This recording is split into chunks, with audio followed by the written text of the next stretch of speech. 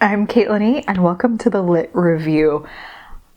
I know I could have waited until the end of the month or the start of a new month to show this baby off, but the board for my new LitLand came in this week, and I just had to sit down and do a new board run through with you because I am so ecstatic about how this turned out. Like, I'm so happy. I'm so happy. So I'm going to take you through the new board. It's very similar to the old one. It's just like a little bit more complicated in some of the stuff I get to do, which I'm really excited about. I also upgraded my card situation.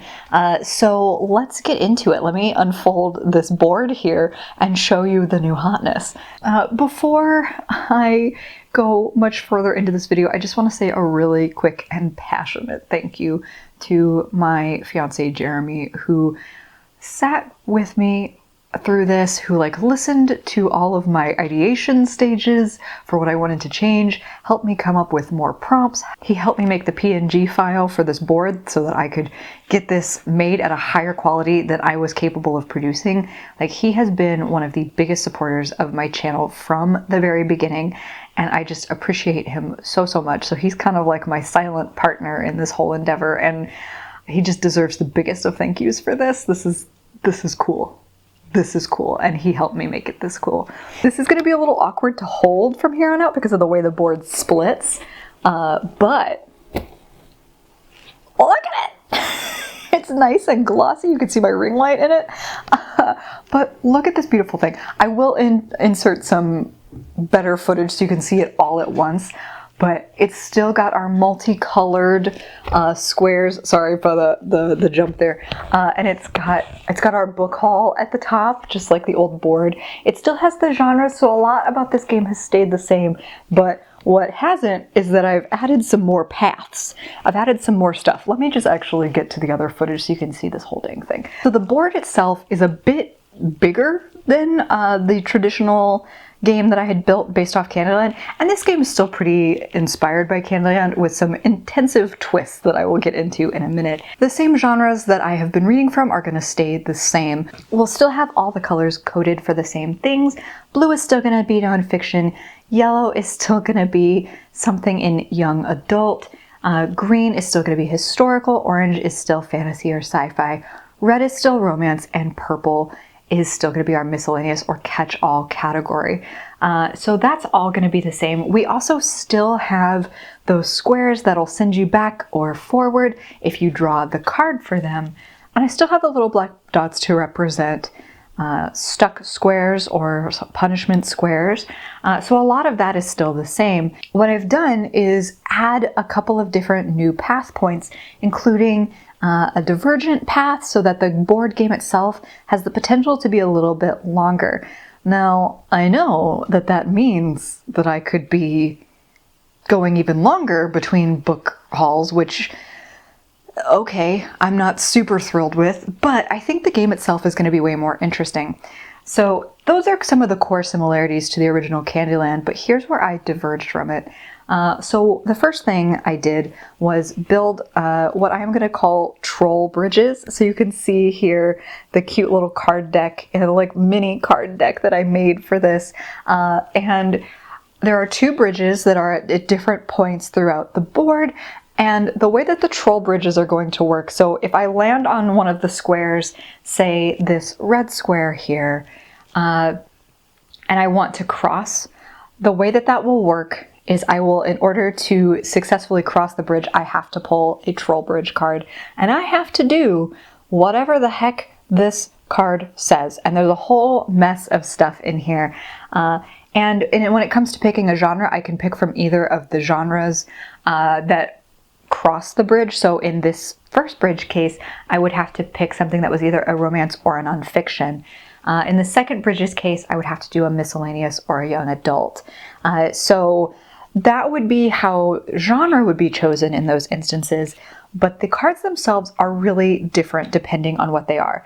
And despite the fact that there's a troll in the mention here, it's not always bad things. There's a mix of good and bad in here. Some of them are challenges specific to the book I would have to pick. Some of them are just things I would have to accomplish in order to get the credit, and I would have like all month long to do it. So for example, the bottom card here is author alliteration. So I would have to choose an author that is like their first and last name start with the same letter to get that alliteration. That's just an example of one of the challenges. Let's see, let me scroll through here. And these cards are so freaking great. I love them so much. Some of them are as simple as it has to come from a bestseller list. 90s fave, because I'm a 90s baby. There are other things that only have a small bit to do with books, like watch an adaptation or bake something.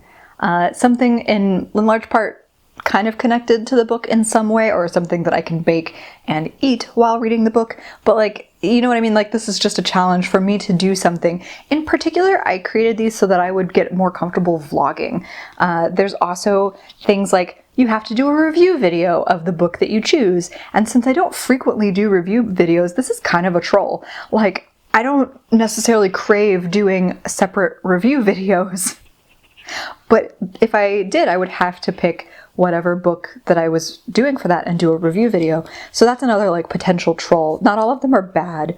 Some of them are quite fun. Like this one is photo shoot. So I would have to take some photos with the book, do something creative. Then there are other things within the troll bridge that are tied to the book, but not exclusively bookish. Like do your makeup like a character. Or make a cocktail or a mocktail inspired by the book you're reading. I also have things in here like play somebody else's TBR game for a spin or for a roll, or add another challenge to your next draw. You know, so there are some potential drawbacks to this.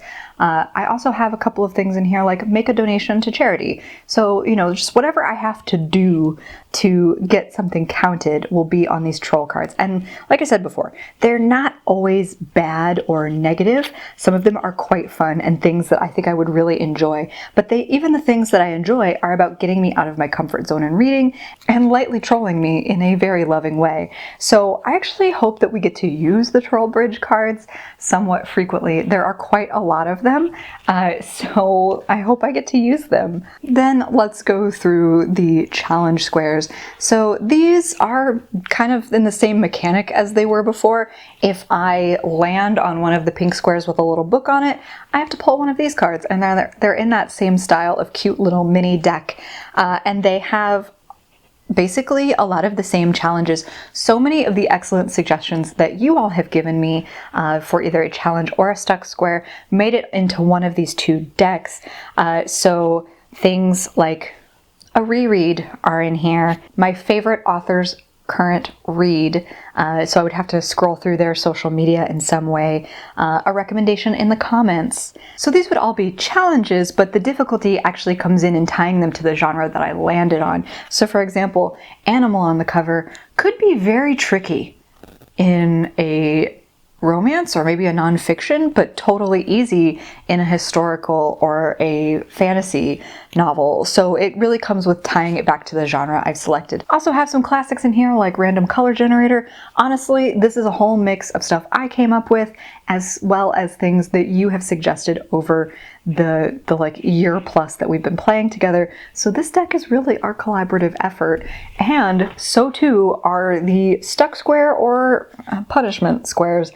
These little cards are still going to be pulling double duty, so if I don't read a book in the appropriate amount of time, I have to pull a punishment square, and I can't move forward on the board, but this will count as one of my pulls. And there are still 3 stuck squares, so I could potentially get stuck on the board and have to pull one of these, but it still won't prohibit my forward motion. I just have to pull one of these for that pick. Currently, we have stuck squares on a yellow for young adult, a purple for miscellaneous, and an orange for fantasy and sci-fi. So I would have to tie those specific spaces with a genre as needed. But again, these are sourced from a collaborative point from you and for me. I will say that between these 3 decks, there's maybe like some challenges or ideas that overlap a little bit, just because it seemed particularly fun to do. But that's okay. Hopefully we won't encounter that overlap too frequently, if at all, in the same game. But there are things in here that, again, much like the troll bridge cards, these stuck or punishment cards are not necessarily bad. They're just things that I've struggled with in the past. So, for example, this is one that one of you all suggested. The cover must match the color of the next pull. So in this example, if I had to do a punishment and I pulled one of these cards, these LitLand cards, heck yeah, we had these made too. So if I pulled one of these and it was a green, so the color from this one would have to match the color green as well. So it's just like a little tricky element, something to make me feel a little bit more stuck. This one, it was also a suggestion from you. It's my required reading card. So read something that you were supposed to have read in either high school or college, or that you thought you were going to have to read in high school or college but didn't. So this is a great challenge, but I put it in the stuck square section because I often don't reach for those classics, and I sometimes get stuck in mentally thinking about classics that I want to read. So this is why this ended up here. Then there are just some fun ones, like set on a different continent. Like, again, these are not bad. They're just things that sometimes my brain stutter steps over when I think about my reading. So it's not really a punishment, but it's an encouragement for me to get out of my comfort zone. Oh, and this one we did the last game. It's an anthology or essay collection. I had to do this sometime during the last round of LitLand. So again, these little cards are back in action, and they're serving a lot of the same function. There's just some new juicy content that you have helped me come up with. And of course, then I teased them just now, but we also have new LitLand cards. Aren't these cute? So here is an example of one of the challenge square spaces. So if I were to pull this, I would have to go all the way back to the beginning, to miscellaneous, and have to pull something within that category that matched a challenge. So for example, if I pulled this, I would have to go all the way back to miscellaneous, and I would have to read something with foil on the cover. So that's how these cards work together. They're super, I'm so proud of these guys. I really am. Like, I love them. I used all of the images I used in here are like free stock photo images that I input into this card maker. So you can see, like, this one just has a plain old blue square, so it would be one nonfiction read. The trick though with these is I'm gonna have to shuffle this deck a bunch. So this is way bigger than we are realistically going to need to get through a game of LitLand. So what I think I'm going to do is just shuffle till I can't shuffle no more, and then kind of cut the deck and basically have that be like do a little chunk of these at a time to get through a game. Just because there's no freaking way I'm getting through all of these in a game, because there's so many. And why there are so many is for two specific reasons. So when I was basing this off of Candyland, I counted out all the different squares that were available, and I added more squares to make the path more intricate or interesting. And that doesn't necessarily mean that the path itself is going to be that much longer, because some of those extra squares came from that side path I discussed with you earlier, but I needed the extra cards to be able to justify it just in case. I also added way more of the ×2 ones. So in this case, I would move 2 orange squares, but I would also have to read 2 fantasy or sci-fi books. So I added more of these for the challenge, even though I'm going to come to regret that. I know that in my bones. I am going to come to regret that.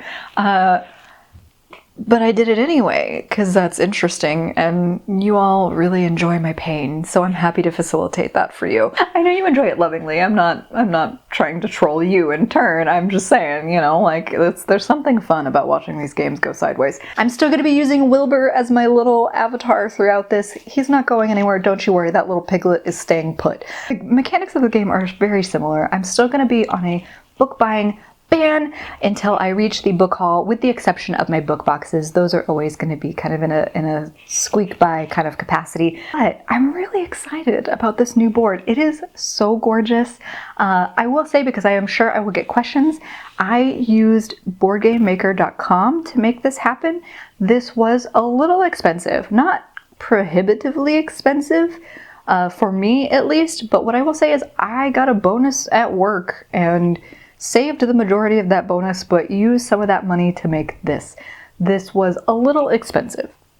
Probably in the realm of like a couple $100s to do it right. And it was also labor intensive, both on my part and on Jeremy's, which is why he gets the extra special shout out at the beginning.